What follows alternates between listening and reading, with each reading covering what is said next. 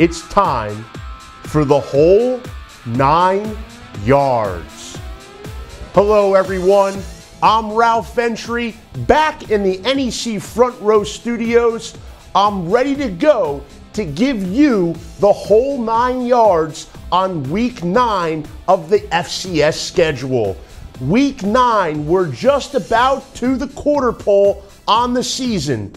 All 7 NEC teams will be in action this week. One non-league matchup, Bryant at Patriot League member Holy Cross. Our NEC on ESPN 3 featured game of the week, Robert Morris at Central. 2 other important NEC contests. A lot will transpire. We want to preview it all. Let's jump right in right now to the No Huddle preview. We kick it off with the one non-league matchup on the Week 9 docket. It's NEC preseason favorite Bryant heading to Patriot League member Holy Cross. The Bulldogs, who are 2-1 in NEC play, tied for first in the standings, will close out their non-conference slate up in Worcester, Mass. This game will decide the season series between the NEC and the Patriot League. It's currently tied 2 wins apiece. As for the prior history between Bryant and Holy Cross, they met once before, the 2013 season opener, Bryant pulling out a 17-16 win. This could be a busy day for Bryant's defensive backfield. Cornerback Brandon Dagnis and company. Holy Cross has passed for more than 800 yards over the last 2 games. We saw how Bryant's defense contained Duquesne's high potent passing attack earlier in the season. Now, can they slow down the Crusaders? You'll be able to watch this one on the Patriot League digital network. On to the conference portion of the Week 9 docket. We start with the featured game of the week on ESPN 3. You saw Central Connecticut win at Sacred Heart on ESPN 3 last week.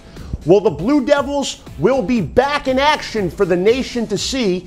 This time, they're in New Britain and they will host the Robert Morris Colonials. The Blue Devils enter this one 2-1 in Northeast Conference play in a tie for first place. They've already beaten 2 of the top 3 teams from the NEC preseason poll. So they have an opportunity to keep the good times rolling. Robert Morris, on the other hand, has 2 losses in league play. The Colonials certainly are not out of the title race yet, but they'll be desperate for a conference victory on Saturday at CCSU. Now, as for what we'll see in this one, Central has its 2 quarterback tandem, Tavion Paldo and Jacob Dogala, both in their rookie seasons in New Britain. They've been getting better as the year has progressed. In fact, in 3 conference games, Central has the highest pass efficiency in the Northeast Conference. They'll go up against a Robert Morris defense that is quite stout up front. The Colonials are allowing opponents a league low 4.4 yards per play. Robert Morris will also look to pressure Central's young signal callers. 3 of the NEC's top 5 sacks leaders will be wearing a Robert Morris uniform Saturday, ESPN 3. Dave Popkin, Kevin Gilbride on the call.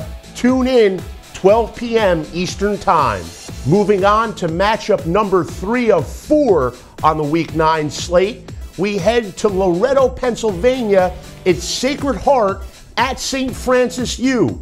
The top 2 scoring offenses in the NEC collide for you to see right here on NECFrontRow.com. Both teams are coming off their first league loss. The Flash and the Pioneers 1-1 in Northeast Conference play. So it's likely these 2 sides will be scraping and clawing for that ever-precious league victory.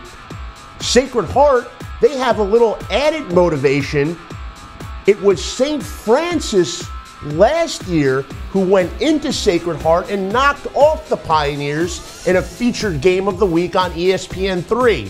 St. Francis was the lone NEC team to defeat Sacred Heart during the Pioneers' 2014 championship run. As for the actual matchup on the field, you'll have one of the most dynamic receivers in Division I FCS going up against a talented and successful Red Flash defensive backfield. The Sacred Heart wide receiver, of course, is Tyler Doobie. He caught 13 balls for 189 yards against Central last week. That performance came after he rolled up 202 yards in a runaway win over Ivy League member Cornell. Doobie, who leads the NEC in yards per reception and is an official candidate for the Stats Inc. FCS National Offensive Player of the Year award, he'll have his hands full on Saturday. That's because of St. Francis's experienced secondary. Everyone knows about safety Lorenzo Jerome, a preseason All-NEC pick, but then you have Delando Boyd to worry about and veteran cornerback Duquesne Minter. As a unit, the Red Flash have allowed only 3 passing touchdowns this season, and they are holding opponents to an NEC low 5.7 yards per pass attempt. Will Doobie and his fellow receivers break free against St. Francis? We'll tune into NEC Front Row and find out Saturday at 12 o'clock. Moving on to the fourth and final matchup we'll preview on today's show. It's Wagner and Duquesne. The Seahawks stepped out of conference play last week in a milestone game at Division I FBS independent Brigham Young University. Well, now they go from Provo, Utah to Pittsburgh, Pennsylvania to take on the Duquesne Dukes. If the Seahawks are to secure their first win this season, they'll have to do it against a team who is currently tied for first place in the NEC standings. Looking at the differences between these two teams, the big glaring stat that stands out, turnover margin. The Seahawks are -9 in turnover margin this year, while Duquesne leads the league with a +7 mark.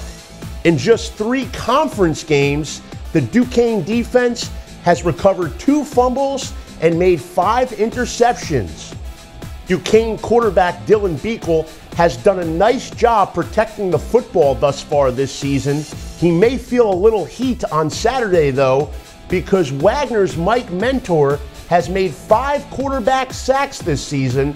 That's good enough for second amongst Northeast Conference leaders. In addition to getting after the quarterback, Mentor and his mates may want to tighten up the run defense this week. That's because the Dukes relied heavily on the run in last week's victory over Robert Morris.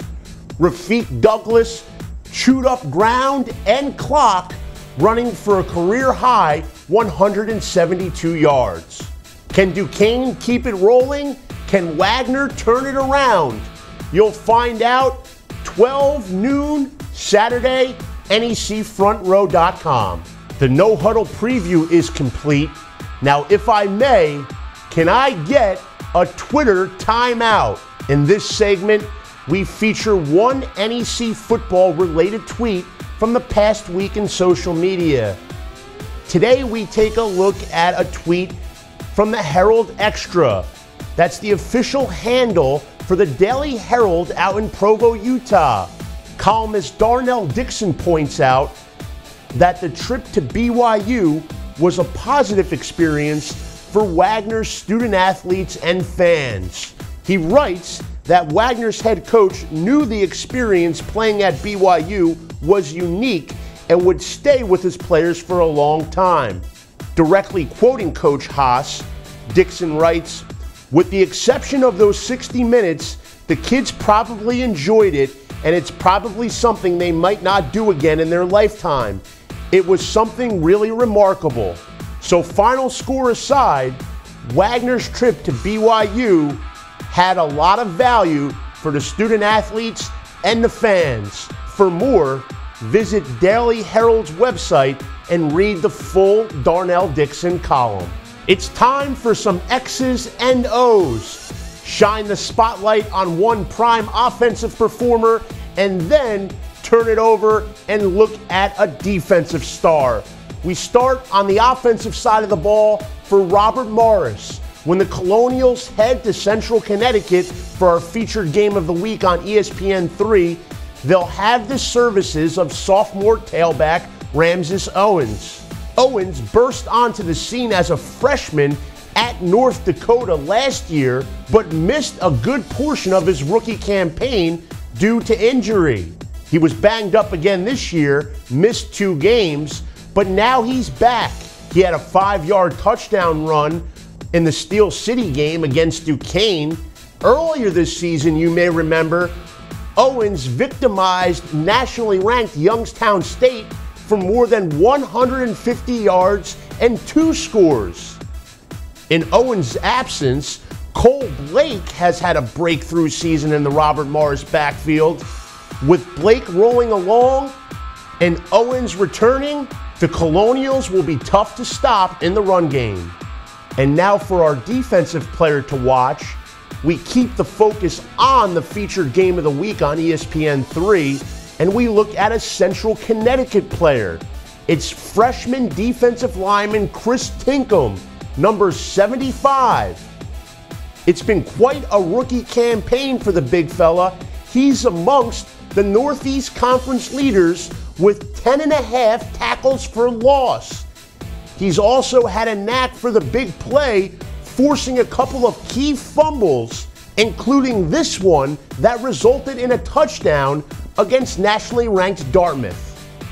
It's not all about forcing fumbles with Tinkham either. It's about winning the battles up front. Tinkham and his line mates did just that in the 26-10 win over Sacred Heart in Week 8. They won the battles up front in the trenches, and as a result, won the game.